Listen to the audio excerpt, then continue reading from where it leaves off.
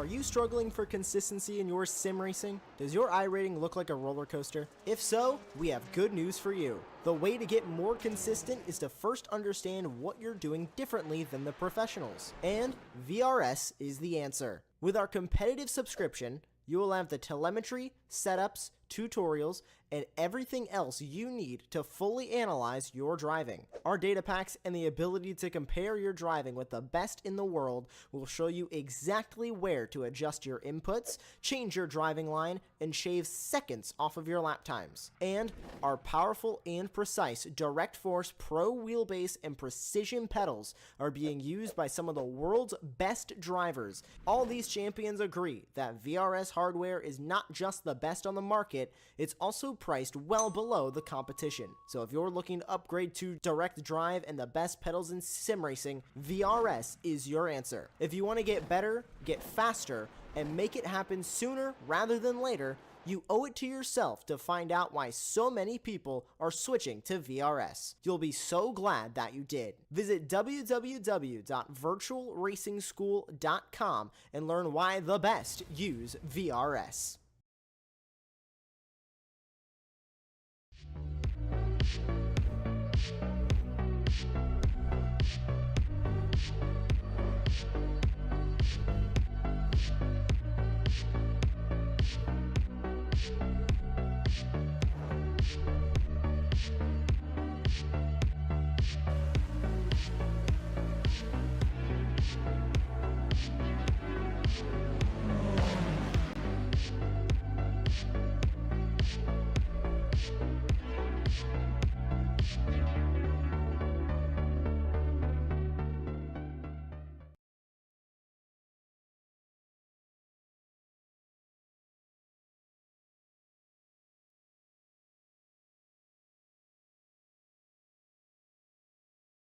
We enter the second half of the season of the Apex Racing Academy Porsche Cup tonight, with the series heading to Sebring for another 4 races of action, with us returning to the heat racing format. My name is Sam Fitzpatrick. I'll bring you the action tonight alongside Aaron Smith, with Joshua Wilkie broadcasting this stream on Apex Racing TV.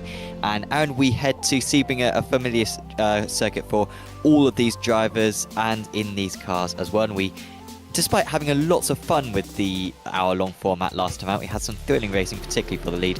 It will be good to see us coming back to the 2 heats, the B final and the A final. Yeah, definitely. Like you said, the Sebring track is one that most iRacers should be very, very familiar with. And I'm very much looking forward to the racing round here. Should be extremely close, especially in qualifying. And I think, speaking of qualifying, that's going to be a very, very important part of tonight's racing. Is passing here isn't exactly easy. These cars aren't very slipstream heavy, so that just makes it even harder. But with the close racing, everyone's going to get stuck in those trains with one another. And it's going to be very close, but the racing is going to be very hard, I think. There's not too many opportunities around here. You kind of got the hairpin and maybe the final corner, and that's sort of it. Turn 1, if you're feeling risky. The first lap's going to be a chaos. Everyone trying to launch themselves. Very short rundown into turn 1.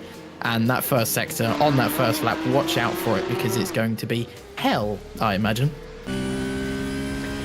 Yes, it is going to be very, very demanding. We've also got a few new drivers as well for this race, so anyone who's watching along wants to see those new drivers. We've got George Tyler, Oybin Breivik, Octavio Arujo Pisco, he's probably got the best name in the series, and Asby Skopik as well are all racing for new drivers, so great to see them getting involved in this series. There are still 2 spots we are leaving open. You can sign up at apexracingleague.com and take part in the remaining rounds. It was absolutely maxed out, but yeah, we reopened it a few days ago because a couple of slots became available. We are currently in qualifying, and it's currently Miroslav Svoboda on pole position, and by 0.2 of a second, which is a pretty big margin in such a competitive field. I would not be surprised if Svoboda's is mixing it around near the top of the overall qualifying, and let alone the top of the Pro-Ams. Yeah, with the pace that Svoboda's been showing so far this season, he really should be mixing it in with the pros. once we do have another season of this series. He's kind of been the quickest driver in the Pro-Ams, at least in qualifying trim. The races, he has struggled here and there, especially last time out at Imola was a very, very tricky race for him indeed. And a lot of those Pro-Ams really struggled at Imola. But here at Sebring, of course, we're back to the heat format like Sam was talking about. So should be a lot simpler. And these guys should be back on form, I imagine. And of course, the A final, oh so important for these guys. If you miss out, that's a huge blow for your championship hopes, especially in the Pro and the Pro-Am categories. The AMs, if you can get into the A final, it's just a massive bonus and will give you a massive chunk of points. And unsurprisingly, the guys that we've seen most of the time in the A finals, in the AMs, they've been the ones at the top of the standings. And so far this season, if we talk about some of the pros for just a second, it's been a bit dominant for Dalton Zavadil, but the point standings wouldn't really replicate that, would they, Sam? No, it is looking very close as it is in qualifying. Corby Warren going to the top of the standings. But let's have a look at those championship standings as they set them in, because there's only 1 point in it in the Pro Drivers' Championship at the moment. As you were saying before, Zavadil has been fairly dominant, but had a poor round one of the season and has had some catching up to do. So Philip Hammer is right on his tail. Tony Despotakis, our winner last time out, his first ever win in the series, is up there in third position. But it does look like it's going to be Zavadil or Hammer, our two previous champions, who are going to be battling it out for the title most likely. In the Pro-Am Championship, it's our pole sitter tonight, Miroslav Svoboda. Tonight is his 4th pole out of 5 rounds, which is impressive. And he currently comes into this round with a 23-point advantage. Yeah, the Pro, I think those top 5, really any of them have a decent chance, in my opinion. Pascal Costa with a very impressive comeback drive last time out. And then we can move on to the AMs for a second. And it's Adam Griefson currently on top of the pops. Jacinto not too far behind. And then the rest of the drivers got a bit of catching up to do. Velasquez probably should be higher up, but I believe he's missed a round or 2. So if you do see him again, expect to see him at the top of the AMs. And then into the Pro-Ams, this is kind of the battle I find most exciting anyway, because the racing between these guys has been so close. Svoboda, though, on top, unsurprisingly, having been the quickest driver without a doubt so far this season. Berger in second has just been really consistent, I'd say. And Luke Andrews, Larnay and Marshall and Bjorklund as well. I'd say any of those guys also have a decent fighting chance, but especially the likes of Marshall and Bjorklund, they've got a little bit of points catching up to do, and I can... I think we may have lost Dan for a second there, but I'm sure he'll be back soon. But we can go to the Teams Championship as well as kind of Cube Controls, but not dominant for Cube Controls. They've got Walk Racing Federation. I think Federation have got a new driver as well. I think they've swapped around their drivers a little bit. It's their last opportunity to do that before this round. And even Impulse Racing as well. Of course, Hammer, probably their most formidable driver in play. So really great to see such a competitive teams championship for this season. And speaking of Hammer, he is currently on pole position. I forget, however, he is a privateer. I was saying he was part of Impulse. He used to be part of Impulse. He won his title in this series with Impulse, but he left them a few months ago. So very much going at it solo this season. He's currently 400ths of a second ahead of Joe Vega Godestad, another former race winner. I don't think he's won a championship in this series as Godestad, if I recall correctly, but he has won races and been a long time driver. One race back in 2020 and then he won another race in 2024. I think it was something like 3 or 4 years between race wins, which was quite the feat, but just shows how long he has been around in the series. And he's doing well at the moment, up there in second place. Looking down at the order for Dalton Zavadil, they're currently down 37th place. He's on a very good lap though, is Zavadil as it stands. So to expect our current championship leader to get himself up the order very soon. Okay, well I hope I'm back. My PC has absolutely been pooing itself today, so there we go. Hopefully I'm all clear and we can ride on board with Dalton Zavadil, who has been... I don't think anyone would argue that he has been the quickest driver this season, but unlike in previous seasons, from what I've seen from Dalton. He has just been slipping up here and there, especially that round one, like we talked about. That was really the round which has kind of put him a little bit on the back foot. But as long as he keeps up his form that he has been doing the last few rounds, then I wouldn't be surprised if he increases his championship lead tonight. But he's got a few tricky races ahead of him. And what's this first lap going to look like for Dalton? Zavadil puts him third. Not too bad for him, as Godestad now goes onto the pole position by 0.006 of a second. I have the feeling pole here is going to be right down to the last lap.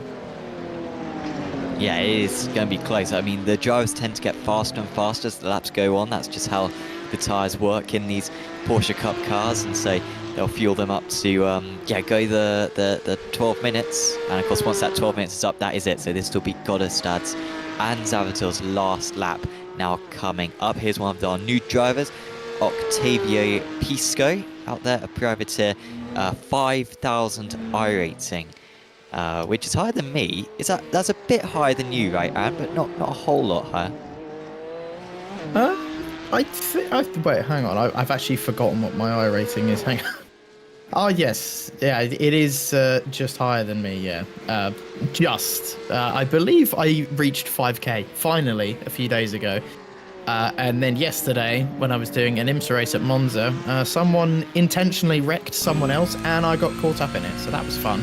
And now I'm back to 4.9k. So, hey-ho. It's just a silly number on the screen at the end of the day, but... oh, that's a bit slippery there for Pisco. That was through Taiwa Corner. And that's going to be one of the more tricky corners on the track for these guys. This car is notorious for being very, very difficult under brakes. And, well, going through there, the back end was having absolutely none of it. Yeah, the car was really moving about, really dancing about the car there. I think his name should be Octavio Disco, if he keeps that up. Octavio, because the car was dancing about. Aaron actually has a silent laugh.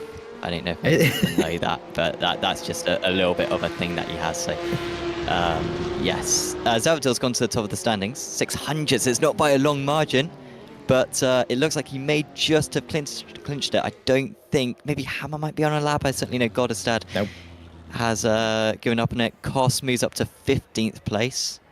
Still Ben Pedersen out there and Corey Lazarus, the two Oceania drivers still going. Well, that was right at the death of it, and I did say it's potentially will be one of the last few laps we see. Although Lazarus, can he do anything? What about Pedersen? Actually, Pedersen put himself in 4th.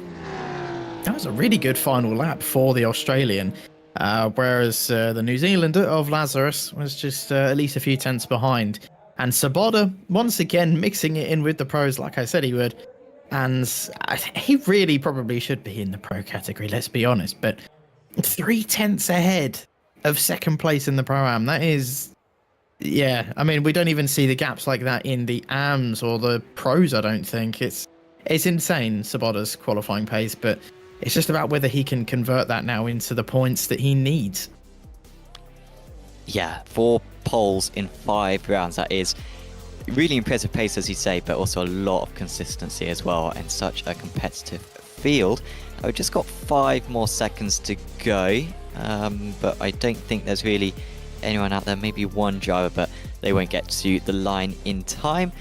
And so we will tick over the session. We'll move into the first heat of the evening, and this is all the odd place drivers from earlier on, from qualifying, get eligible into this one. So this is fun. Our top 2 in the championship, Zavadil and Hammer, on the front row, and Despotakis is 3rd in the championship. So our top 3 all in this heat 1. Then it's Saboda, Lazarus, Strand, Andrews, Hemming, Porto Ruiz, Kimonjo Bjorkland. Then it's Kokok Borman in 12th, and then in 13th place we've got Tommy Vadal.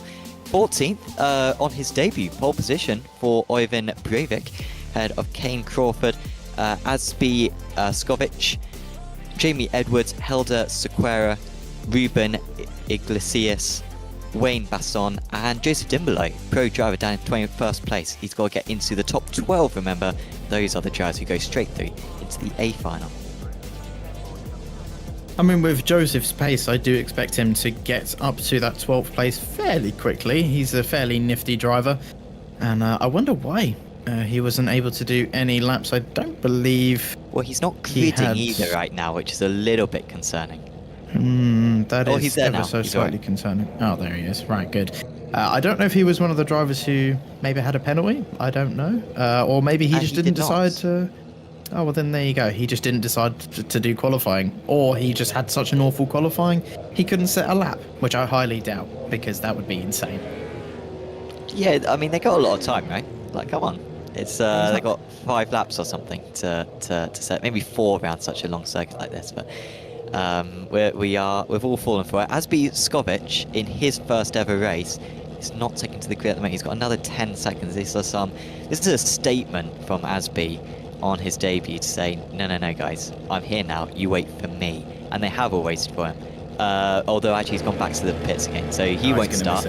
We're going to have 20 drivers on the grid then for Heat 1 here at Sebring. Zavadil versus Hammer on the front row. Away we launch. It's a good start for our pole sitter. It's a fairly even start for our top 4. Trying to get on the inside there. I think might be Matt Strand who's trying to make some aggressive moves. But Zavadil can take a sweeping line into turn 1. He's all comfortable. There was actually Lazarus who was poking his nose down the inside. And it looks like he may have got something from it because Saboda has gone wide. And he might even be vulnerable now from the Pro-Am driver of Luke Andrews, who's trying to get underneath him. Strand going the long way round for Racing Lab Esports. But it's a strong start for Lazarus, the top 3 all in the same order there. Well, I have this sneaky feeling that someone's been practicing their race starts as Dalton Zavadil. That was a great launch off the line for him, but a little bit further back now we're on board with Mike Hemming as we head into the hairpin for the first time. Can be a little bit tricky down here. Need to make sure there's no pile-ups, and at least for now, everyone's made it through nice and cleanly. No incidents really so far at all, which is what we love to see in this opening half lap here at Sebring. And all the field very, very tightly packed together. Kane Crawford already up 3 places. He's had a very good start. Dimbolo up 4 from where he started. Bauman down 7, so he's had an awful start to this race. Lazarus up to 4th as well. Saboda lost that place to the Kiwi. But still a relatively clean start from everyone as they all head through Tower Corner. You can see in the background the huge train of cars. But Dalton Zavadil is just romping away, and we're not even on the second lap yet. It's a 1 second gap. I think you absolutely were correct earlier on when you said overtaking would be tricky around this circuit, and that is what we have seen generally when these cars have visited this circuit in the past, and any car really, as Coco is going to go wide with Crawford. But here's the opportunity for Tommy Vadel and his teammates, Oyvind Breivik. The Racing Lab Esports drivers are going to try to get themselves into the top 12. That's an inside move for the 294. Very, very aggressive. And they're 3 wide heading into Sunset Bend. And that works incredibly well for Porto Ruiz, who I think has moved up into 8th place in all of that. However, he's still going to have to fight on. And he's got, is that Hemming now alongside him? And Hemming maybe gets him back ahead into turn 1. Well, Hemming actually losing out into turn 1 as Ruiz went right up the inside. Very aggressive few corners from Hemming as Bjorklund and everyone else behind going very wide. Hemming's going to try and fight this one back. Bit of contact between those two, but around the outside through turn 3 there, it's just not going to work. Not enough grip and not enough room. Speaking of not enough room, that's 3 cars straight off into the grass, and Joseph Dimbolo seems to be involved in that as well. So he has really damned his chances of getting inside that top 12. He's going to have to put the hammer down now. But I believe that was Dimbolo, Edwards and Breivik all making contact into turn 4. And they all just got a little bit too close for comfort. Dimbolo being a bit aggressive, making it 3 wide. And, I mean, would you say that's on Dimbolo there, Sam? I think if... It's tricky. I don't know how much he knew about it. Like, in the end, from that position, I mean, that's tough to go alongside through there, let alone 3 wide. And so the moment that they were 3 wide, contact was inevitable. Yeah, I'm not sure if Dimbolo was totally away. Probably just thought that the 26 was squeezing him. Breivik was squeezing him, but actually Breivik had to leave room for the car on his outside. So you can see that maybe being a racing instant. We'll see what the stewards think after the race. There won't be any decisions made during the race. Ruiz, despite making that move, now having to go heavy on the defence, and this is going to increase a train the last driver now taking that advancing spot. Kane Crawford up 3 places. You mentioned him earlier on, and he's still in that 12th place. But with the bouncing ahead, they might all get a bit closer. Support Ruiz is vulnerable. Heading down here, Hemming going all the way to the inside, and they're alongside through Sunset Bend for the 2nd lap in a row. Well, Hemming doing what Porter Ruiz did to him on the lap previous, going very aggressively onto the inside, which you can do, but some drivers think it's a bit over-aggressive doing that move, but hey-ho, we love to see aggressive racing, and between these two, it's been brilliant so far. Hemming trying round the outside, but into turn 1 again, these cars just don't really have the grip to make that kind of move work, and there is a car going a little bit wide.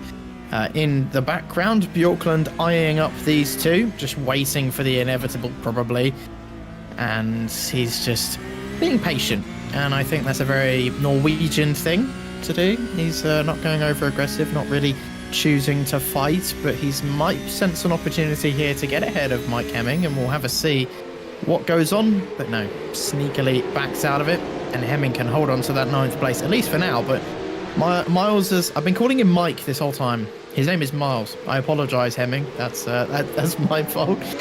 Miles Hemming has had a bit of a rough time so far. He's getting argy-bargied from literally every single angle, and I can't really seem to catch a break. He's constantly under pressure here. Yeah, and that queue really has grown now. It goes all the way back to Tommy Vidal. I'm surprised just how quickly the cars behind have caught, but you can see the orange on the timing tower now, demonstrating just how close that pack is. Right in the lead, Zavadil just edging out that gap, doesn't need to do too much about it. Hammer was faster on that last lap, set the fastest lap of the race, but only 300ths faster. Realistically, he is not passing Zavadil in this race, and of course, if Hammer finishes 2nd here, not only will he lose points, he'll move 6 points behind Zavadil in the championship. Will also start 2 places further back on the grid for the A final. So this is a big round for Zavadil, who is on course for another win. Having yet to win a round so far this season, he's been ultra consistent though, in the top 5 all the time, but yet to win an overall round. Of course, 3rd place, finishing behind Despotakis and Zavadil last time at Imola.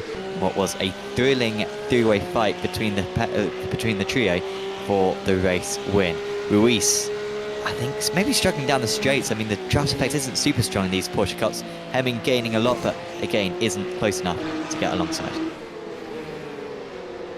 Yeah, you did make a good point there, Sam. It might be that Ruiz is maybe running a bit of a higher downforce setup. He definitely seems to lose time on the straights, but I noticed on that previous lap anyway that in the middle part of the lap, he was just pulling away from the cars behind. And, I mean, maybe that's just the way he's driving. Maybe he just really does enjoy the middle section of Sebring. But, I mean, you saw there, these cars don't really have a strong slipstream effect. And there's Miles actually being able to poke a nose up there, but just was not close enough. But with that advantage that he might have down the straights, he might be able to get this move done. And I mean, just look at the pace difference down the straight. That is something that I don't think we've seen with any other driver in this series. But once again, it's not really going to work for Miles there, but he might try up the inside into Tower Bend if he can get close enough. It's a very risky move if he's going to do it, but just not enough for him there. These Porsche Cup cars are a lot wider than you think they are, a lot taller as well. So just not enough for him to squeeze in there. But I'm sure Miles will have another opportunity at the end of this lap. But he has to be careful because, Shock, we're already nearing the end of the race with, I think, the white flag on the next lap. Yeah, these heats go by so quickly. There's very little you can do during them. It certainly looks like Joseph Dimlo is going to miss out. He's 8 seconds away from the position that he needs to get straight into the A final. Again, trying to break the draft is Porto Ruiz. He's been caught fairly quickly, but I think Hemming, he almost dives down the inside. So tricky to do it at Sunset Bend with the concrete wall on the inside, but a little bit offline is Ruiz. And we are getting into the closing stages. Both these guys have a lot more to lose than they have to gain as they hit door mirrors down the straights. And this one could be getting a little bit personal now between these two, but Ruiz always getting on the inside into every single corner, and he's got less than a lap now to survive and claim this 8th place. Yeah, Ruiz is being extremely aggressive on the defence and not letting Hemming have any kind of advantage whatsoever. I don't really think the cars behind want to get involved. They can, probably. I mean, Bjorklund had a great opportunity to go up the inside of one of these guys, but just didn't. I wouldn't be surprised if they're terrified for their lives. These two have been very, very hard for all race, and that's where it's come to an end, with Miles Hemming slapping into the back of Porter Ruiz, coming out of the turn 7 hairpin. And that is an unfortunate way for a battle as good and as close as that to end. And, well, that's probably a slam dunk penalty coming for Hemming's way. I mean, I can't really see who else you could pin the blame on there. But now it's going to be between Hemming and Bjorklund for 8th place. And it's opened up Kane Crawford, who has suddenly popped himself into the top 12 as well. It's given him a huge sigh of relief. Yeah, helped the drivers behind. They could have so easily got caught up in that. There was actually quite a big hit for, maybe it was Bjorklund, who I think got a little bit of a nudge, but like he seemingly wasn't really affected by it all. Maybe it was Kokok actually. But out in the lead, Zavadil 1.6 seconds ahead. Despotak has been very close on this last lap of the race. I don't think he's going to be able to do anything with it. But the championship leader is going to extend his championship lead. Dalton Zavadil wins on home soil. And that is the perfect way for him to start his evening against a stacked field with Hammer and Despotakis falling in behind. Top of the Pro-Ams was Saboda. Top of the ARMS was Sequeira, but he will not get straight into the A final. Instead, it will be Kokok and Crawford who will take those final 2 spots. Unlucky for Porto Ruiz, finishing down in 19th place. We'll have a lot of work to do in the B final. Yeah, that was a really unfortunate way for that battle to end, and they were both being very aggressive. You would say maybe Porter Ruiz was the one being over aggressive, but I mean, in that instance, it was definitely Hemming who I think just tried to get a launch out of that hairpin, but just completely misjudged it. Yeah, I think it was his fault. Yeah, I think he was a bit too eager and, yeah, like you said, tried to launch it, tried to move his way past, but it did not work. Here's the grid for race 2 then. Got to start on pole. Pedersen, former AM champion, in second. Then it's Warren, Faria, Bramley. Then top of the Pro-Ams is Misha Berger. Then it's Larnay, Koss, Marshall. Good work from Steve Clays there to start in 10th place in the AMs. He was the highest qualifying AM driver.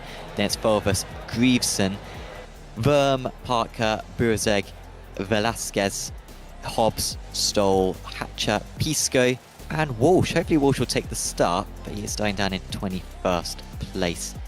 If he does so, I'm still not seeing him on the grid. We've got 5 seconds to go, and he won't make it. So again, we've got 20 drivers on the grid. That's Joe Vega Goldstar with a good chance at getting a race win here. Pedersen is alongside him. The lights go out and away we launch. It's a very good start for our pole sitter. He will be miles clear by the time they get into turn 1. Good start for Corby Warren. He's trying to follow our pole sitter in the draft, and he might just be able to get underneath Ben Pedersen, but Pedersen carrying good speed on the outside. Larnay on the inside, they're almost making contact, and in fact running a little bit wide there. Igor Koss, he was forced out, and he's going to lose a few places because of that. He's got some of his Walk Racing teammates surrounding him, however they might help him out. That's it, maybe Misha Berger, who was the one who was forced onto the gravel in that turn 1. Very clean start once again from all of our drivers, and well, they've all been very clean in recent rounds, and that's absolutely what we love to see. As Igor Koss, a driver who's been fairly unlucky so far this season, can he maybe turn his fortunes around here as he goes wheel to wheel with Hayden Bramley, and well, locking up into the hairpin is not one way to do it, but at least he's kept all 4 wheels on the track this time, and he can just sit back in 7th place at the moment. Salvatore Larnay up 2 places. He got a very, very good start, the Italian, and has put a nice buffer between himself and Marshall in that battle for the Pro-Ams. You've got Clays up in 9th as an AM. He was very impressive during the qualifying runs, and can he at least stay inside the top 12 and maybe even stay inside the top 10? Oh dear, as that is Felvis getting absolutely sent round by himself, and for a minute I thought that was Clays and I thought I jinxed him, but no, don't worry, my powers haven't come through just yet. Not quite yet. But yeah, Steve Clays is having an absolutely mega run as Hobbs just a tiny hit there. And Hobbs certainly feeling the heat on that occasion. And yeah, Hatcher sitting in behind in 18th place. But there is Golestad 0.3 of a second clear of Pedersen. Certainly not the gap that we saw Zavadil build in the first lap, but any gap is enough, and once again it will be tricky to overtake. But yeah, word on Clays, he did get pole position a couple of rounds ago, an awful Road America heat though, and that ruled him out. And then he actually finished 3rd place last time. It's 3rd in the championship is Steve Clays going into this round in the amateurs, and if he could score big points as he's on course for doing today, that would really get himself back into play. So high stakes for the Belgian driver. Been a very underrated driver so far this season, and well, a AM driver inside that top 10. We haven't really seen the likes of that this season, so fair play to him. And it's all about just keeping calm and consistent. He does seem to have a fair bit of pace in that Porsche Cup car around here at Sebring, so we'll keep a close eye on him and his progress over the course of this race. And that's Pisco overtaking Hobbs even before they got into the hairpin, so that was a fairly simple overtake. Hobbs getting a bit close there, but no contact between those two. Back up at the front, Golestad still leading the way with Pedersen about 7/10 behind. Here's the thing, so far this season we have not really had too many fights for the lead, unfortunately. It just kind of seems like in these cars, when you're first, you just romp away, you just get that confidence, and the clean air in these cars is very important, not just because of the literal dirty air that's affecting you, but it's just about mindset. And Sam, you'll probably know this as a sim racer yourself. It's difficult following another car sometimes, isn't it? Yeah, well, I've spent a lot of my career in the lead of races, so I'm maybe not an expert on talking about that. Yeah. Mm-hmm. But yeah, I mean, I from what I've heard from other people, yeah, it can be pretty tough driving behind me. Bramley up into 5th place has got past Salvatore Lane. That was a very good move. He actually moves back into the position he started. I think Koss managed to get past Lane in that as well. So Lane maybe trying to get the cutback or something, but left himself vulnerable. And Koss did not need a second invitation. Koss now up 2 places from his race start, and Lane's not going to be able to bounce back a bit. He is at the top of the prams. Of course, Berger, I misidentified the walk racing driver who got forced off at turn 1 earlier on in the race. It was Berger who was forced off. He started top of the prams, did the Swiss driver, but he's down 4 places from his race start. Can't wait for you to be in the Minardi. Yeah, Berger's been pretty good so far in this race, in the top 10, doing pretty well. And like I said, Berger has just been very consistent so far this season, and that's kind of why he's put himself in such a good position in the championship. And once again, sitting 3rd in the Pro-Am standings right now, with Lane and Marshall surely about to go head-to-head, as Igor Koss managed to get past the Italian not too long ago, and Marshall really putting the pressure on Lane. He is literally within a few feet of his exhaust pipe, and we'll see what the Scotsman could do, because I think Marshall has been a quick driver this season, but at times has just gotten himself caught up in incidents and maybe a bit of bad luck here and there. And we've not really seen the best of Gordon Marshall just changed yet. for second. Yes, Warren just has got past Pedersen. And that is for second position. I think it may have been a mistake for Pedersen, especially around that part of the circuit, as Marshall, as you were anticipating before, Aaron, has moved up into 7th place past Lane. Lane is falling backwards right now, and there goes Gordon Marshall. He was saying in the Discord earlier on how he had ran out of fuel back at Laguna, and that caused him to get pushed back in the pack for that race, picked up a penalty. He's had a couple of qualifying bans, and yeah, that's why it's not been going so well for him. That's why that corner didn't go so well for Pedersen, just dipping a wheel onto the dirt. And whilst it's not quite as slippery as it used to be, Aaron, it is still treacherous, as he demonstrates there. Yeah, not where you want to be, Ben Pedersen. And after he's had a bit of a tricky season himself, I can imagine a podium will at least dampen things. That was a little bit squirrely for Gordon Marshall, aggressively defending from Salvatore Lane there. and not wanting to give him any inch, but Lane, that was a very cheeky move, baited Marshall to defend the inside, put him off, and right on up the inside. The switchback was beautiful there from Salvatore Lane. And Marshall not really able to defend his position within those first few corners. He just got the line all wrong there, felt the pressure from the Italian. I mean, that was an aggressive move in of itself. But then here, just leaves the brake off for too long. And Lane with a lovely switchback up the inside and puts himself back into the lead of the Pro-Ams. And that is going to mean a huge amount to the Italian as, of course, going into the A final, he will want to be as close to Sabota as he possibly can. Long way round for Misha Berger. He gets a bit of a slide though, and that might just cost him against Steve Clays.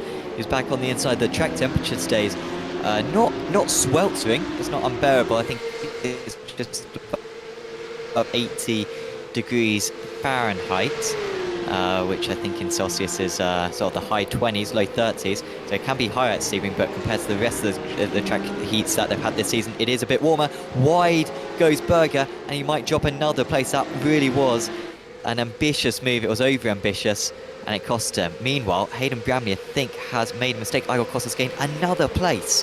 What a race for Igor Koss. He's up 4 now, and Bramley drops back, but has come back on the inside through the second part of Sunset. He might just earn this one again. Should be a better exit for Koss, who's able to keep out of his car alongside. They make contact though. Bramley spins round, and hopefully he stays stationary, because that is a precarious position on the track, and he sees everyone drive past him. Oh, that is absolutely torturous as a driver to watch that. And I don't really know what happened there. It was, again, a case of two drivers just driving into each other. And I guess going to be Koss, honestly.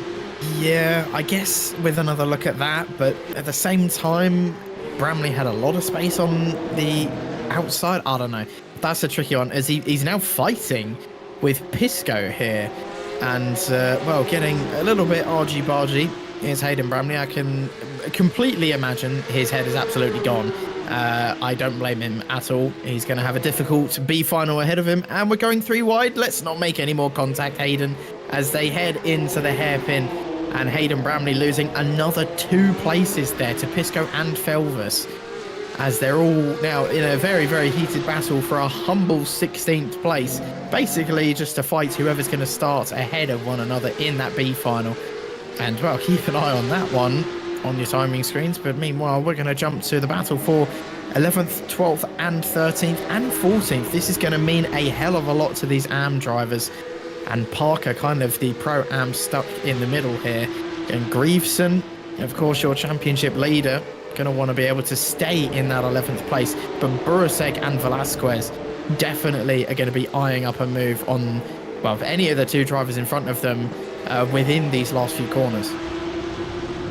Yeah, we had no AMs get through from Heat 1. We've got 2 going through at the moment, and you would think it will at least be 2 with the next 3 all AM drivers. But out in the lead, no problems for Joe Vega Golestad. He's returned to the top step of the podium with a dominant race win ahead of Corby Warren. Farrier will finish a distant 3rd, but that will be a good result for him. Pedersen has had an issue near the end and has dropped all the way down to 6th place. Very disappointing race for Ben Pedersen after a strong qualifying. Burzek did miss out. He stayed ahead of Velasquez. Parker was the last driver to get in there, and Pisco has gone off. Yeah. That looks like a high-speed crash for him. We'll try to catch it just before we move over to the B final, and it was with Bramley. Oh dear, that was just both of them. Well, mainly Bramley there, just getting way too eager on the brakes there. Well, Hayden has had an absolutely dismal end to this race. Very aggressive. Oh, he actually hit the back of Pisco there. I thought he just lost it under brakes by himself, but well, that's probably going to be another penalty for Hayden Bramley. And just a few things before we go into the B final. Pedersen lost 2 places there, gave Lane and Marshall a couple places, and Clays finished in 8th in the end. That was insane from him. he is, yeah, driving like a man possessed today. He's comfortably the fastest amateur driver, it looks like, in Steve Place tonight. And he could score a lot of points. Helder Sequeira on pole position then. I think he's won a B final already, or got through from the B final into an A final this season. So he's dangerous looking up there. Burzeg, Breivik and Velasquez makes it an AM 1, 2, 3, 4. Dimbolo is in 5th. I won't go through the whole field. There are 18 drivers for this B final. And yeah, we've got a few pros scattered in amongst there. 3 pros, 3 pro-ams, and 12 amateurs. Let's see who gets through. Sequeira from the pole position is a good start for him. It's a very bad start for the man who starts alongside him though. Burzeg is already down 3 places. He got so much wheel spin off the line. So it's Breivik who moves up into 2nd place. They're 5 wide heading into turn 1. And there's Bramley trying to get through. Hopefully he's cooled his head a little bit after a tumultuous he won for him. Burzeg continues to struggle. Now he's down 7 places, and Bramley is round. There's a bit of a roadblock behind them. There's another bit of contact, and all those drivers' hopes against the A final are over. Bramley and Pisco, 2 of our 3 pros, towing back to the pits already. Well, I really don't understand how Hayden Bramley has managed to, well, completely turn his day around. I mean, what, he was in the top 5 minutes ago? And all of a sudden, he's in the B final and completely out of it. That is how quickly sim racing can go bad for you. It really can. You just got to keep your head cool sometimes. But unfortunate for those 2. But only 1 pro left now. Of course, Joseph Dimbolo, after a very, very tricky opening heat, is sitting pretty in 3rd at least. This is Burzeg now fighting with, I believe, Edwards up the inside. Actually, it's Stoll and Edwards fighting, my apologies. And he managed to defend that place into Tower Corner. But now, with that incident at the start, the entire grid is very, very spread out, which is going to make it a very, very tricky day for some of our drivers to make it inside that top 6. It's kind of really only anyone inside the top 10, I'd say. I think everyone from 11 yeah, I down, agree. Not really got a chance. Yeah, I mean, Porto has got a lot of catching up to do, hasn't he? But he's a very quick driver. We know that from his heat and from this season so far. So he might still stand a chance, but yeah, everyone further back. And of course, we do have an extra 4 minutes, an extra couple of laps in this race. That was pretty ambitious there from Jamie Edwards. Had to back out of it. He's currently in 7th place, albeit flipping in and out a little bit. It's very tight for the lead. And these guys have got to be smart about this. Sequeira has already got through from the B final at least once, I think, this season. I think he did it at Laguna Seca, and I feel like he may have done it at other circuits as well. Breivik in his first ever race, and onto the grass went Dimbolo, and he has spun off, and it was all by himself.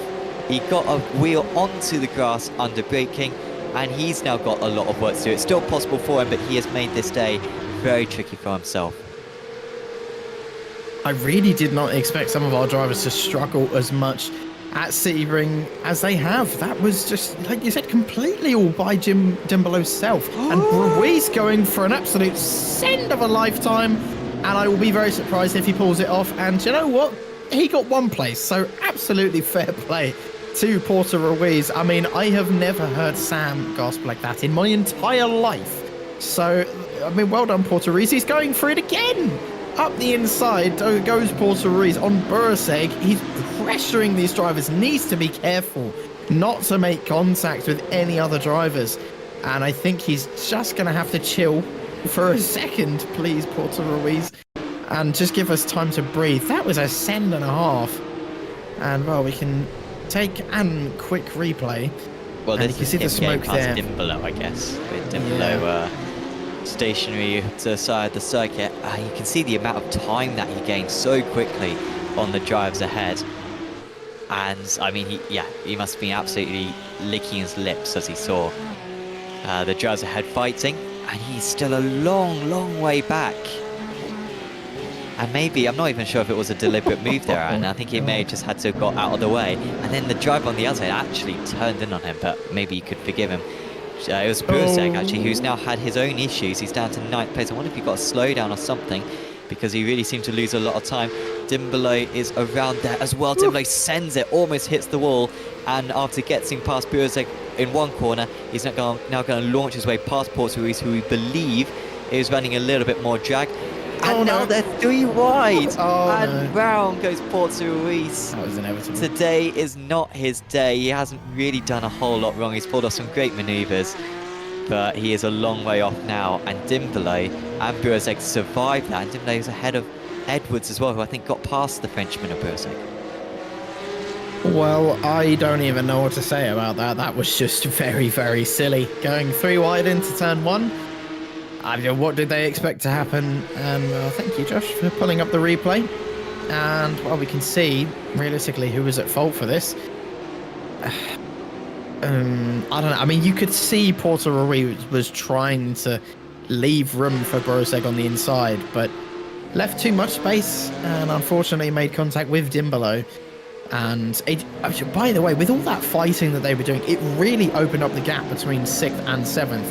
Dimbolo has managed to escape death for the time being and has some work to do on his hands. He's got about 1.2 seconds to catch Stoll in front of him over the next 8 or so minutes, which is doable, definitely. He's probably got to go about a few tenths of a second quicker per lap, and then of course once he gets in the slipstream should be a lot easier from there.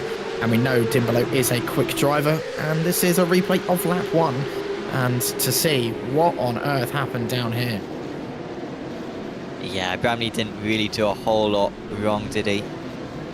And then he tried to rejoin, and yeah, when it's not your day, he has to call it quits. That's a shame. It wasn't really his fault as well, the collision with Koss, I think, in his heat.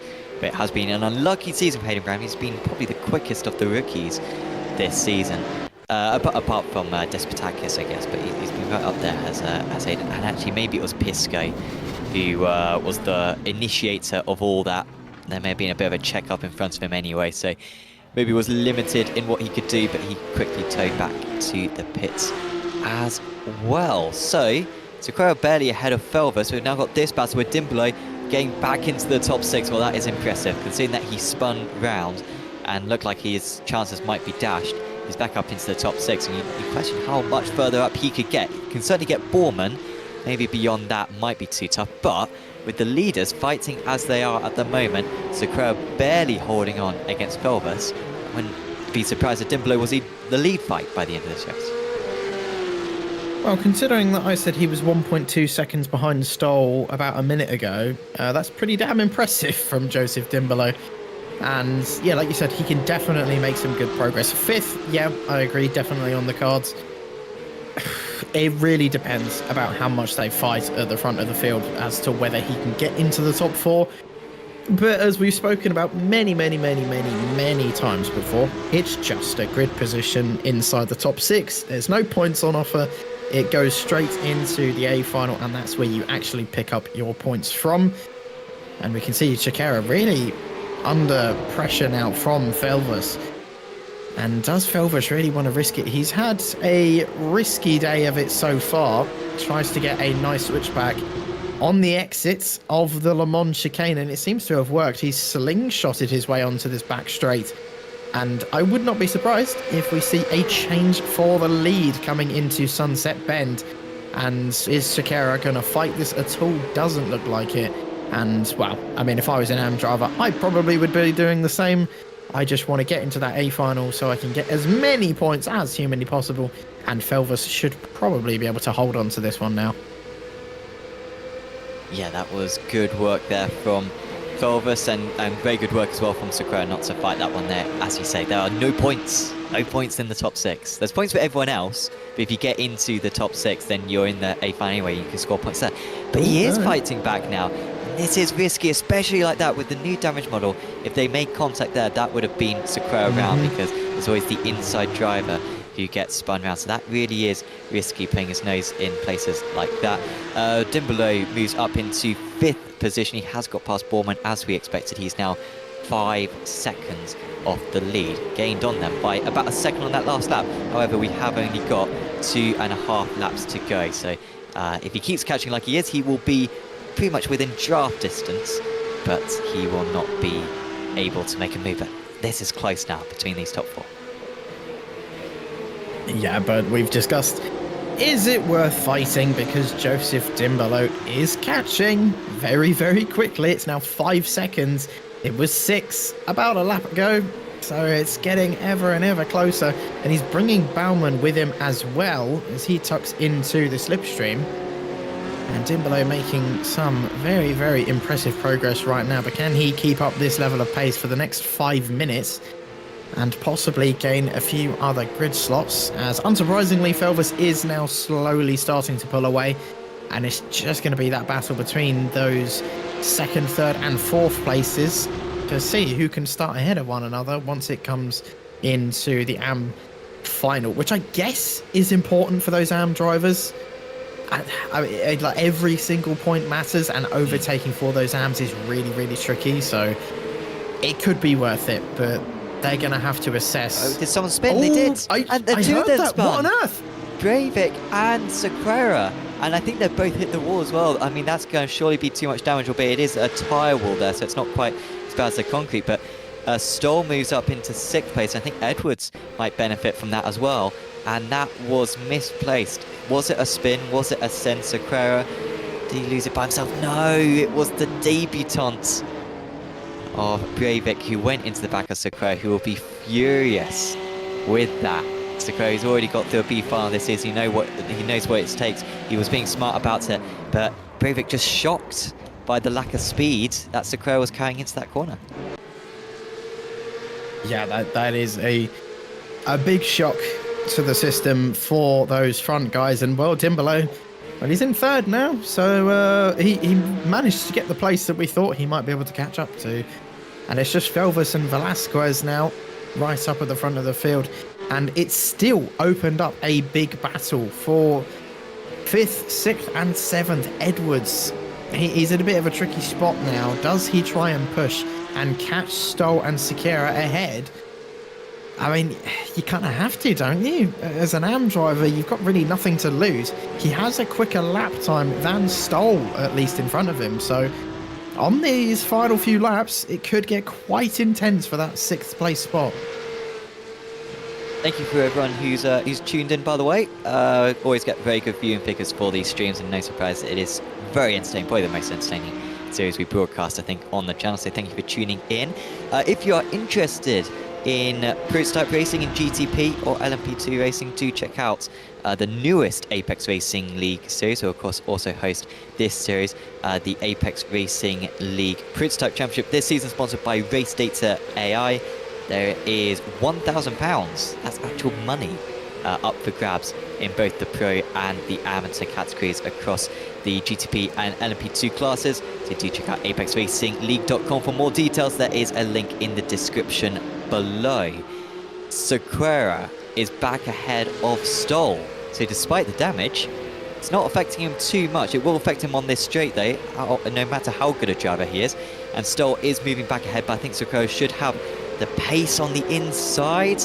He's not going to make it easier. It's the 3.71. This is when Edwards has got to start to intervene, because this is the last lap of the race. Not too much time left for these guys to fight this out at all, as that's Jamie Edwards lagging ever so slightly there. Not ideal for him.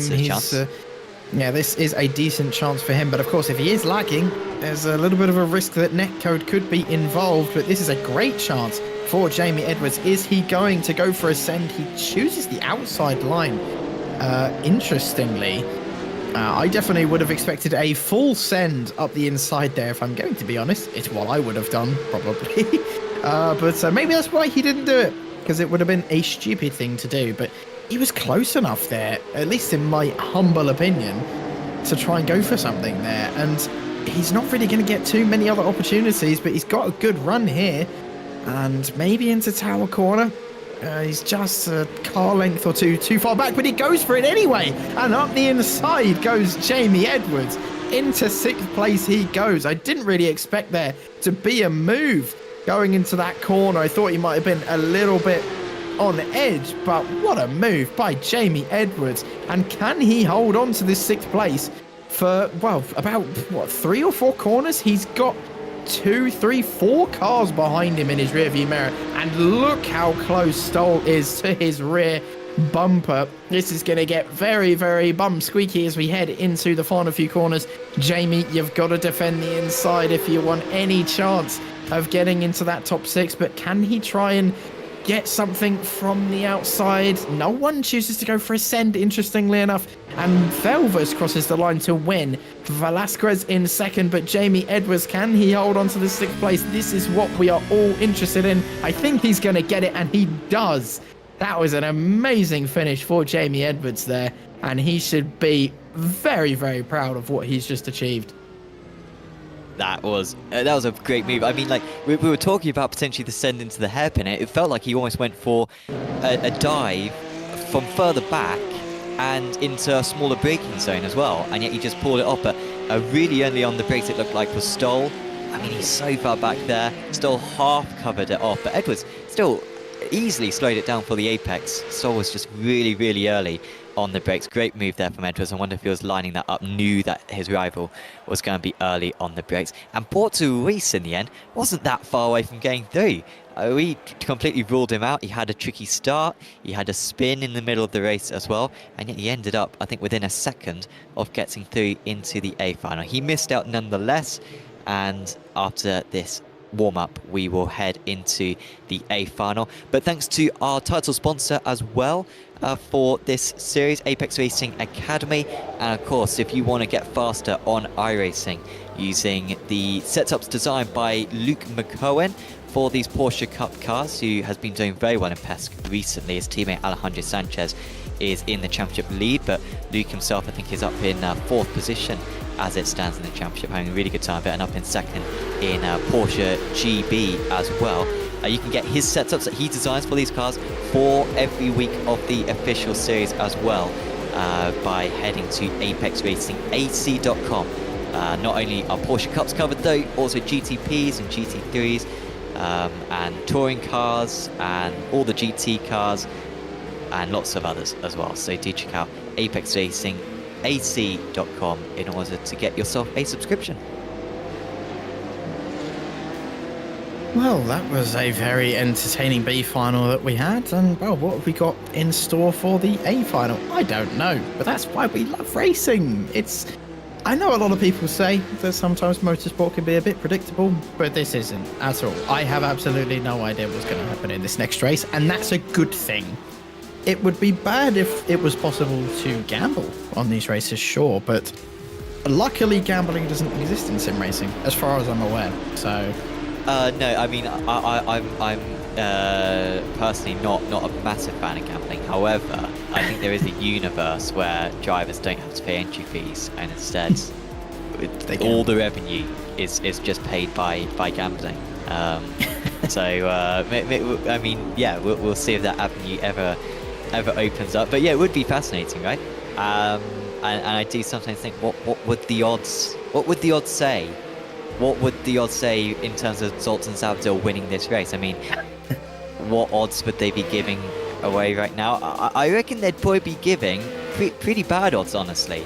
Maybe like an 80% chance, honestly, on Savadil winning. I think as long as he leads into turn 1, I struggle to see anyone overtaking him on circuit. Yeah, I very much agree with you. It's very tricky to get past Savadil once he gets past you. And, I mean, maybe that's a new Apex idea. Apex gambling, Apex bets, whatever you want to call it. I don't know. You can bet on the oh dear. That's maybe we shouldn't encourage gambling. I don't know. It just depends how much money you want to make. I don't think it would be massively popular. But I don't know. I don't know how many gamblers are watching the stream right now. Well, there's up to 62 of them currently on the YouTube stream. Thank you everyone for tuning in once again, and thank you as well for engaging in the chat as well. If you have any questions for us, do let us know. Linda in chat, congratulating Carl for winning the B final, and Erazam as well supporting Stoffich in his debut race. Unfortunately, I don't think he got into the A final. Zavadil then on pole alongside Godestad and Hammer. I won't go through the whole grid, but Despotakis, watch out for him from 5th. Lane, top of the Pro-Ams, Good opportunity for him, but he hasn't always had the best A finals this season. Top of the AMs is Steve Clays up there in 16th place. Big round for Clays, third in the championship, but has got a lot of catching up to do. He could gain a lot of points on the likes of Velasquez if he can convert this one. Everyone is on the grid. Our biggest field of the night, 30 drivers lining up for the finale here at Sebring. Salvatore on the pole, and away we launch. It's another strong start for the Fiercely Ford Joe. Not a bad start for Goddestad. He will be rivaling him down into turn 1. But I'm pretty sure our championship leader is all safe, and that is a big first step for him to take another race victory tonight. Hammer. Up there in third place, we have got a spinner, and it is Igor Koss has had an issue. Luke Andrews, I think, has had issues as well. Miles Hemming, we've now got another driver off in Crawford, I think, having issues, and spinning back onto the circuit as well. That is a mess through the first couple of corners, and I think it's affected 5 or 6 drivers. Yeah, that was a huge one. We had an incident there at the first corner. There was a driver that spun on the exit of the first corner as well, and then a few guys tumbling into each other at turn 3, and now into the hairpin. Is there going to be any more action? Couple drivers going side by side. Salvatore Lane trying to get past, I believe this is Bjorklund, who's giving him a rather rough time here. But Bjorklund with the outside line, I don't think is going to be able to get this position. I'll be amazed if he can. He manages to keep a hold of it, but Lane with the inside line into Tower Bend. This should be a slam dunk for the Italian, but let's find out.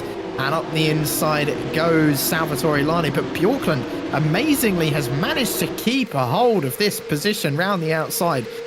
Fair play to the Norwegian. We haven't really seen anyone able to do that kind of move, and he might be able to keep this 10th place, you know, but Lane coming back up the inside. This is a great battle between these two. Let's hope that we can keep it all professional and nice. Lane up the inside, but this should be a great run for Bjorklund, and it is. He slingshot straight past. Lane's going to lose another place to Berger as well, and maybe it's going to be Berger versus Bjorklund for this 10th place, second in Pro-Am as we head into Sunset Bend for the first time.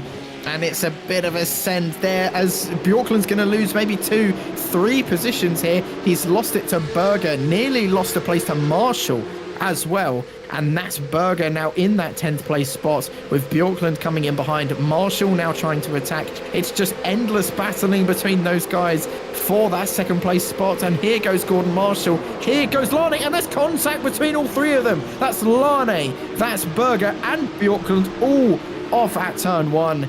And it's been a very, very messy start to this A final at Sebring. Was it Clays who had to go through the middle of them as well? I feel like it was something like that with that livery. And how far? Oh my God, Lane. Oh no. Well, you know what? Lane might be spared because they were all crashing by themselves. And so Lane, I'm not sure if he necessarily made a difference there, but he was coming in at a dangerous speed into that corner. We're going to get an on-pause of Lane's perspective here. But yeah, he tries to outbrake one, and then he's just hoping, don't turn in. And in the end, someone hit him from somewhere. And then Clays lost so much time in that. Clays did well to avoid, had to go through the middle, but lost a bunch of places when he looked like he might be the one who gained most out of all of it. And it means that Adam Greaveson is now leader of the amateur drivers. This is back to live pictures. Joseph Dimble is up 16 places from his race start. He leads this trio ahead of Felvus and Strand.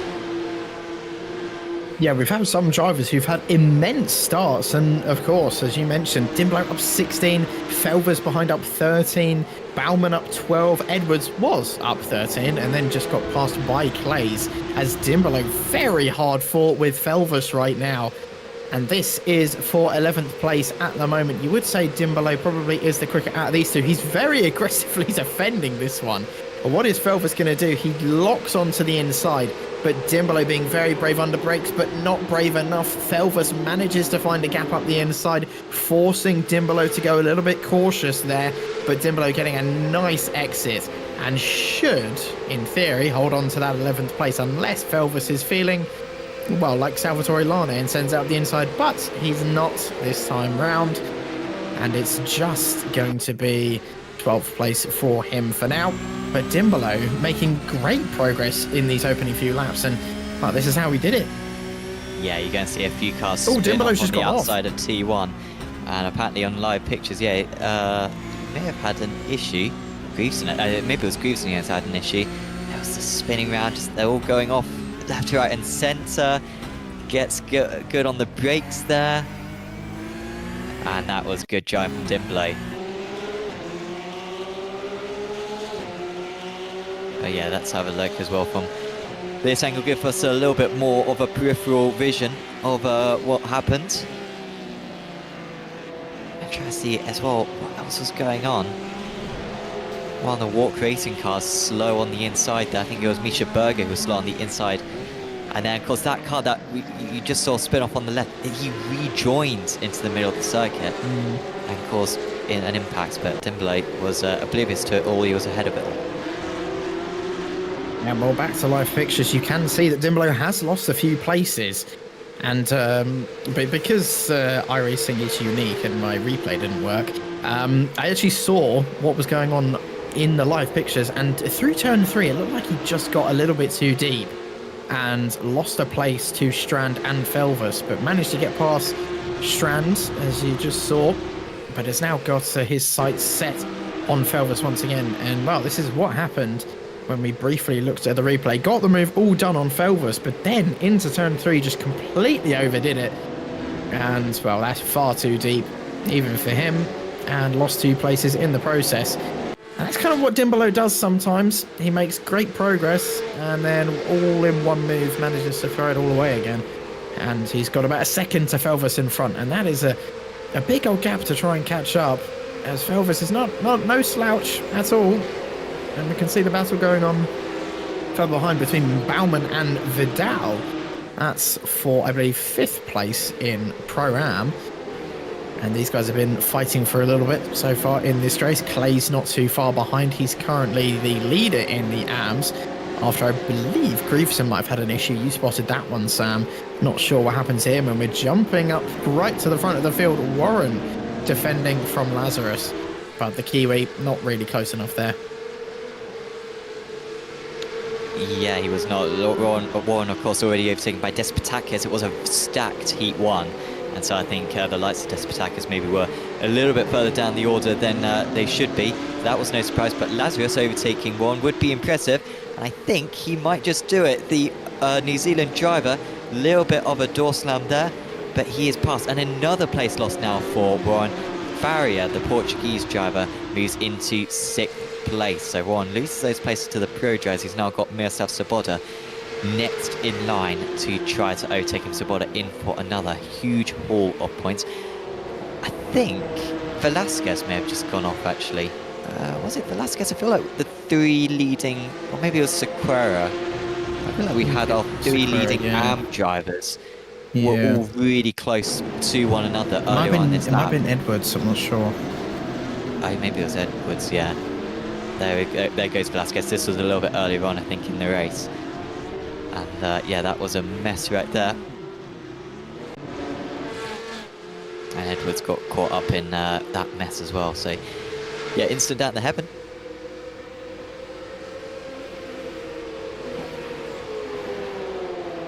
Zavador not pulling away. Goddestead is in form. We don't always see this version on Joe Big at Goddestead. But he, when he's at his absolute best, he can really beat anyone. He won at Spa in a very good race a couple of seasons ago. But he's performing at his best again here, and he is keeping the championship leader very, very honest. 3/10 the gap. Yeah, well, I was complaining earlier on that we haven't had too many fights for the lead in recent times, and well, hopefully my wish is going to come true, and we're finally going to get some racing action at the front of the field, and someone can finally challenge this American, because no one has managed to do that so far. As just noticed that as well. Colby Warren, I believe Svoboda just managed to get past him, and that puts Svoboda in a very, very comfortable position at the front of the Pro-Ams. And well, he's just had amazing pace today, but something did happen to Colby Warren. I believe he was in 5th at some point in this race, lost a few positions, and then down at the hairpin. Let's check what happened. Oh, that was actually... was that Ben Pedersen who ran into the back of Svoboda?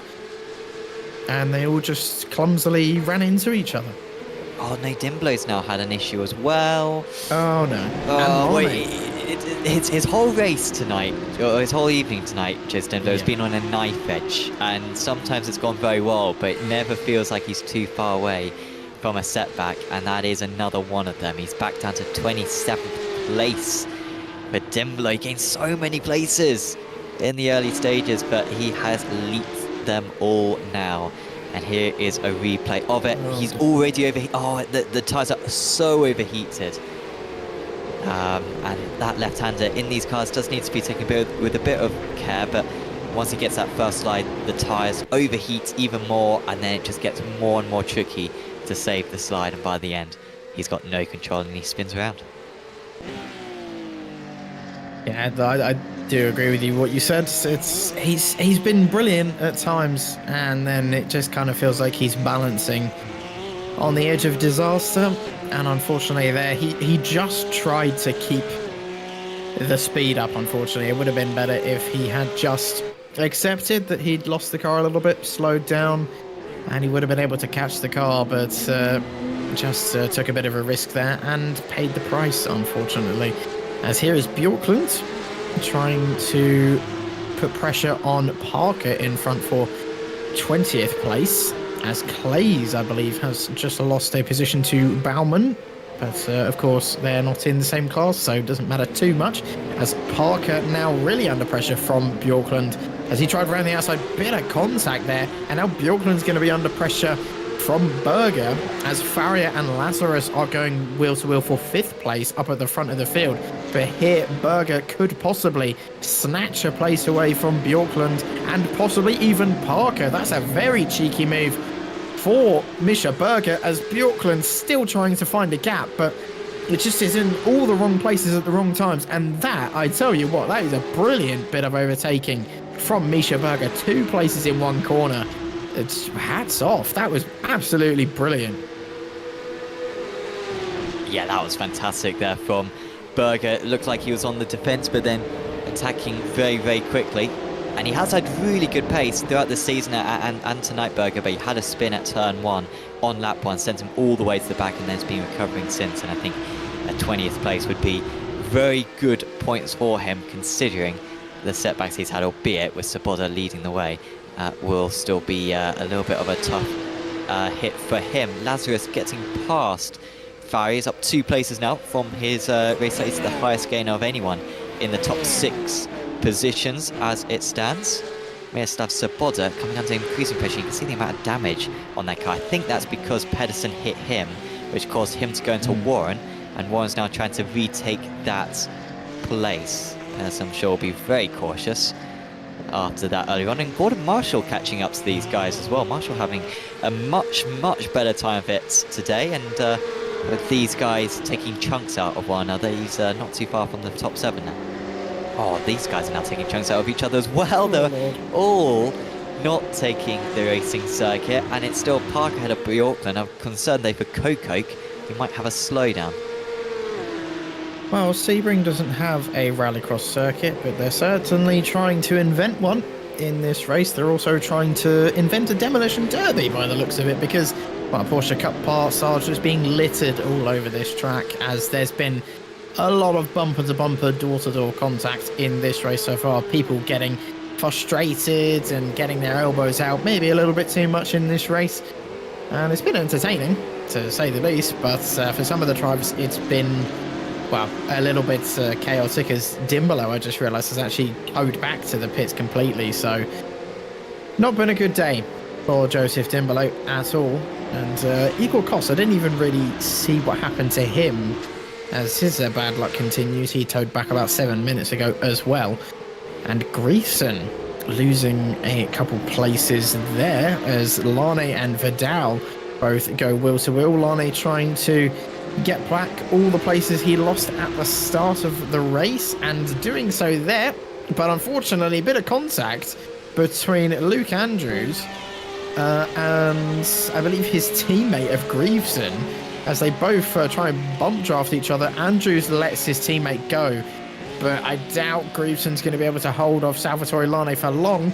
Although saying that, he's managed to keep a hold of this place for now. Maybe these two are working together, as Luke Andrews now trying to get past Lane as well. We've seen Lane get involved in an accident once already this race. Let's not have another one.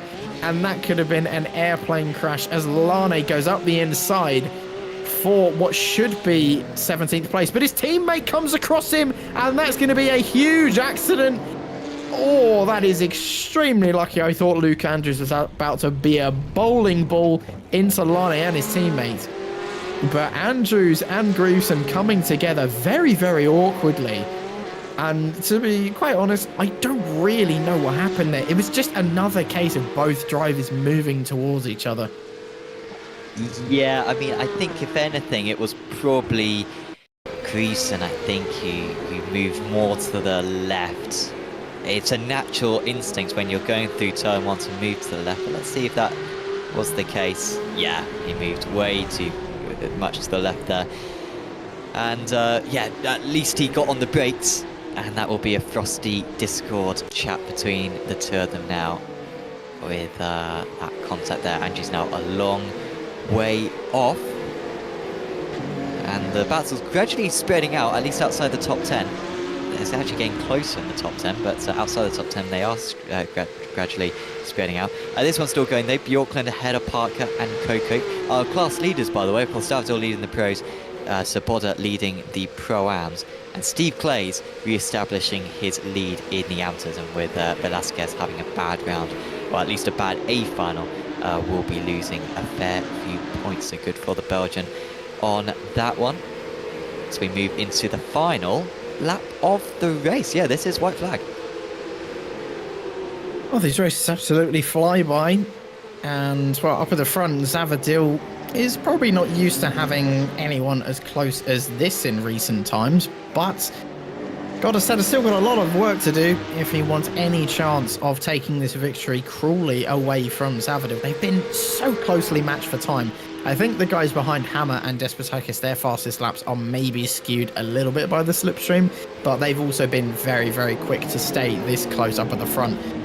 But, I mean, these guys have been basically within 1.5 seconds or 2 seconds of one another the entire race. And there's been absolutely no action. And that just, that's Sebring for you. It's really, really tricky to overtake round here. Track position is very important. And qualifying and those heat races have kind of made this top four. Despotakis, of course, did manage to overtake for 4th place, but that's been the only move inside of the top 4 this entire race, and it will probably stay like this, I imagine. The slipstream is just not powerful enough for Godestad to do anything, unless there's a surprise mistake from Dalton in these last few corners. It should be a double win on home turf for him. Yeah, he couldn't get the double win back at Road Atlanta on home soil. He was able to get it done at Laguna Seca. But it looks like he's going to do it again. A very US-centric calendar that we've got this season. And the US man is doing everything he needs to do. Just 0.2 of a second the gap. But it will be enough nonetheless. And our championship leader, Dalton Zavadil, is going to extend his championship further. And with 3 rounds of the season to go, he is in a very strong position. Zavadil wins at Sebring ahead of Godestad, Hammer and Despotakis. Familiar top 4. Top of the Pro-Ams was Miroslav Saboda. More great points for him, consolidating that pole position he secured in qualifying. Marshall finished a fantastic 2nd place, by far his best result of the season. And Steve Clays, really dominant in the AMS. He had a setback in that A final, but he managed to recover well and got good points and reignites his championship charge. He will not be too far off the championship summit now after tonight's racing. That was a very, very impressive race. All round for Clays was the top of the pops in the AMS. And Dalton Zavadil, the same for him. And Saboda, the same for him. We had basically your top drivers in every single category today winning, which doesn't actually often happen here. It's very, very tricky to keep consistent and hold your place firmly in the Porsche Cup series, but all three drivers who you would say have been the quickest today in their respective classes got their victories, and, well, at least for Svoboda and Zavadil, it should be a lot of good fortune in terms of the championship, and with Clays should put him into the championship fight. Yeah, every round counts. It's not the longest championship in the world, this, and so every point could be significant, particularly in those Pro-Am and those AM championships. Let's have a look then at the final results then for this round 5 of the season. Zavadil winning out 2/10 it was over Godestad. There's Hammer Disputakis.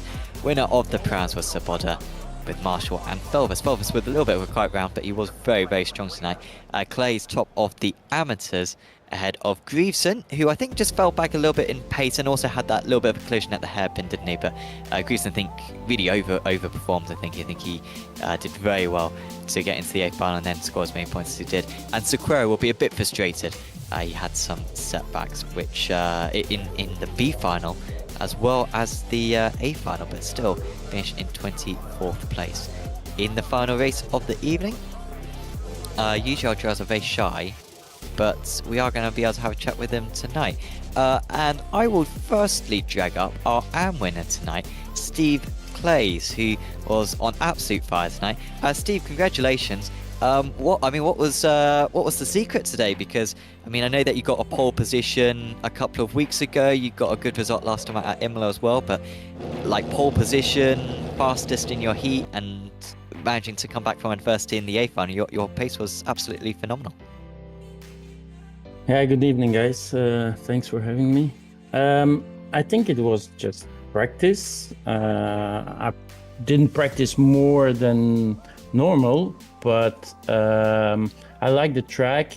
I wasn't as fast as today during the week in the official sessions, but I nailed the pole lap from the first lap, and then I just tried to do a little bit better just to make sure, and I succeeded. So I was very surprised because that was the fastest lap I ever did at Sebring in the Porsche Cup. Yeah, and everything went how it should have gone. Just in the long race, I had a moment in turn 1 when there was a crash. I knew there was something happening. I was avoiding, I could avoid them, but I lost, I think, 5-6 positions. But yeah, I'm happy, pole and winning the class. So yeah, very, very happy. Definitely, you seem to be always sort of fighting drivers out there. Was there any battles that stood out to you across tonight that you thought were particularly well fought? In the first heat, I had a good fight with the name is escaping me. I don't remember the name. We had a chat after the race. Good fight. He tried several times to pass me. I tried to keep it cool, and that was a good fight. And then, yeah, the last race, there were several people because I went forth and back, and so it was I just had to be the winner in amateur, and the rest I didn't care. I was checking, I think it's Adam, who was just behind me, because I know he's first in the standings, so I had to take points from him. So yeah, and you most definitely did that. And what are your thoughts when it comes to the championship going into the final 3 rounds? I mean, you were a little bit far off going into tonight, but you cut the gap down quite a bit. Do you think you've got a decent chance at winning the championship? I hope so. Of course, every race has to be driven. You never know what happens. Could be turn 1 crash and it's over. But I will do my best. Awesome. Well, we wish you the best of luck for that one. Is there anyone you want to give a shout out to? I want to thank the guys from Apex for organizing this league. I'm having lots of fun. I love the Porsche, but this is with the 3 classes. This is something else. It's high level. So thank you very much, and I will be coming back. Awesome. Well, that's what we want to hear, Steve. And best of luck to bring back the strong form next week. I will do. See ya. Steve Clays there, your winner in the amateurs tonight. Aaron, who do you want to have a chat with? Well, I mean, it would be kind of rude to not have a chat with Dalton Zavadil. Of course, your double race winner tonight in the heat and in the A final. And, well, Dalton, that was very, very straightforward. Pole, win in every single race that you competed in. And, well, you must be feeling good now, surely. Yeah, definitely very proud of that race. The setup was absolutely on fire today, so could not complain at all. Well, I mean, I'd be surprised if you had anything to complain about. You maximized everything you possibly could today. And, well, this Sebring track, we've been talking about it a lot today. It really is tricky to overtake around here, isn't it? Yeah, it is quite tricky to overtake. We did end up going with a setup that would be a little bit better in the straights to be a little bit more defensive. I think running a little bit higher wing ends up making you a little bit too vulnerable. So we kind of vouched for a little bit of lower downforce for this race just to make sure we could cover off some of the draft down that back straight. But yeah, in general, passing here is quite difficult. Yeah, we did notice the immense speed that you did have on the back straight. Definitely helped you in the A final to defend your first place, and it ended up working out brilliantly for you. And while moving forward now, of course, you've extended your championship lead, and we head to Indianapolis, the 5th American track in this season. You must be feeling good, as it's just been America so far, apart from Imola, weirdly, the only break we've had so far. So how are you feeling for the Indy road course? I've raced there a few times. Quite confident at Indy, but we'll definitely have to do some testing. Don't think I've been there with the updated car yet, so we'll have to figure that track out. Yeah, it's not an easy track, Indy Road, at all. I have mixed opinions on it. I think Sam does as well, so can't wait to hear that next week about our opinions on the Indy Road course. I don't like it very much. But anyway, thank you very much for coming and having a chat with us, Dalton. Always a pleasure. And before you let you go, anyone you want to give a quick mention or shout out to?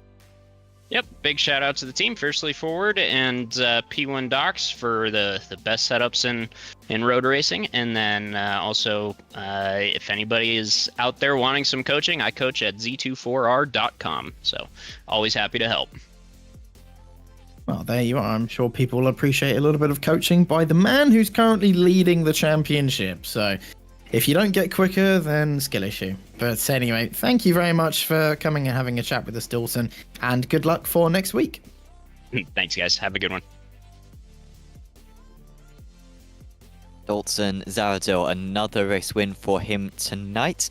I will have another interview, and very fortunate we've got our 3 class winners, which is absolutely awesome. Not something that we usually have. But we've got Miroslav Svoboda, who joins us now. Miroslav, congratulations. Another pole. That's now 4 poles out of 5 rounds. And you never slow down from then on. Really good result in the heats and the A final as well. So you must be delighted with how you did. Hey guys, yeah, I'm delighted by the result. Well, everything worked out in the end, and yeah, I was kind of surprised because this was the race that I practiced the least. So yeah, this is the amazing result for me.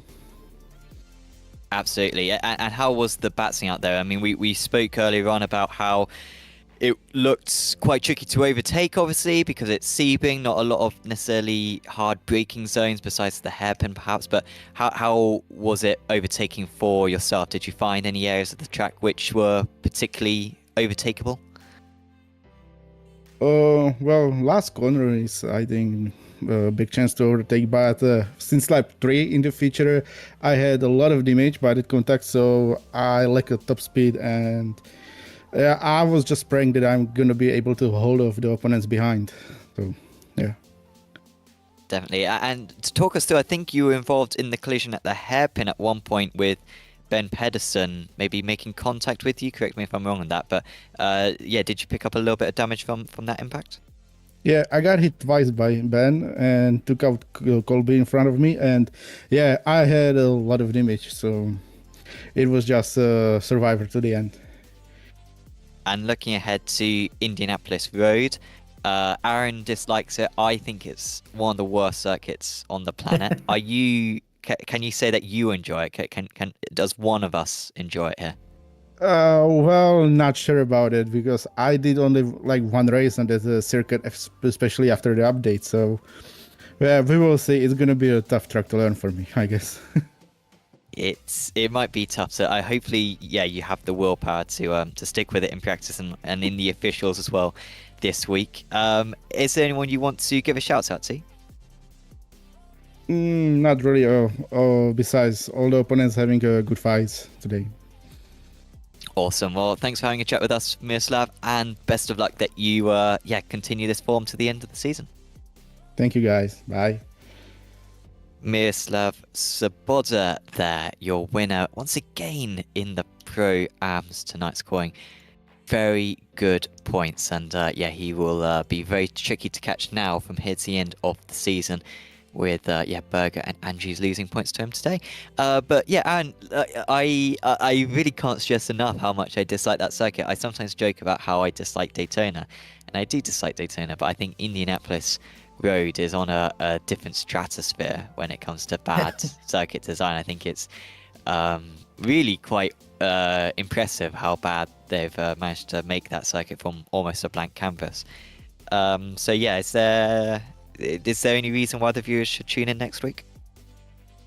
I mean, look, I'm not a huge fan of it either, to be fair.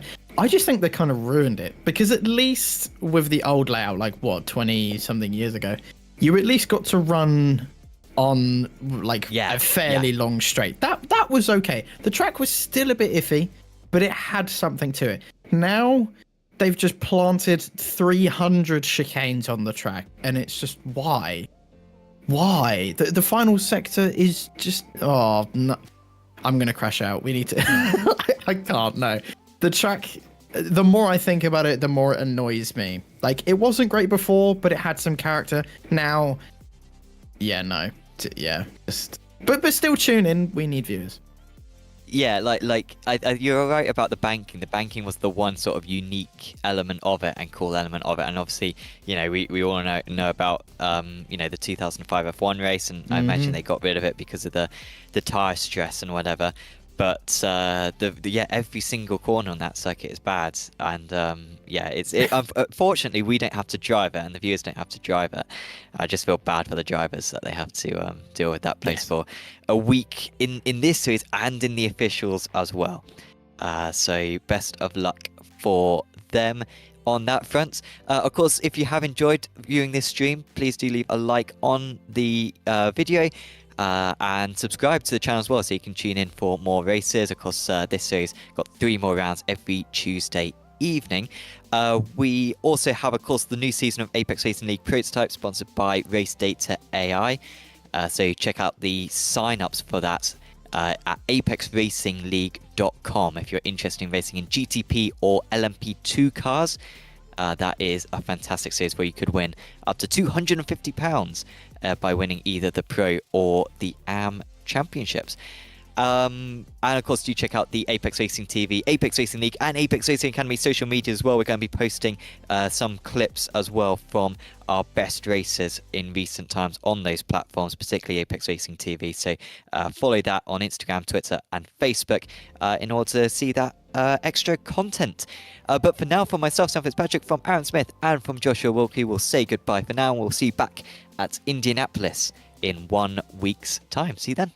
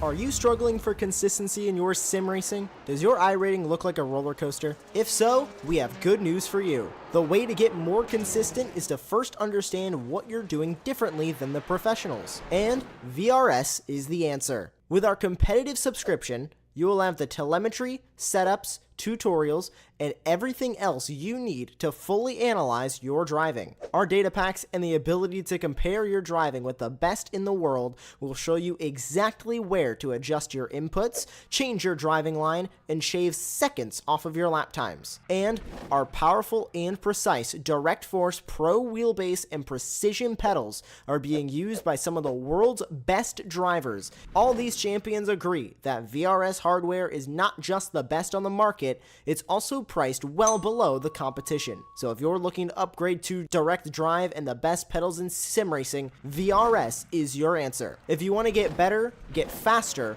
and make it happen sooner rather than later, you owe it to yourself to find out why so many people are switching to VRS. You'll be so glad that you did. Visit www.virtualracingschool.com and learn why the best use VRS.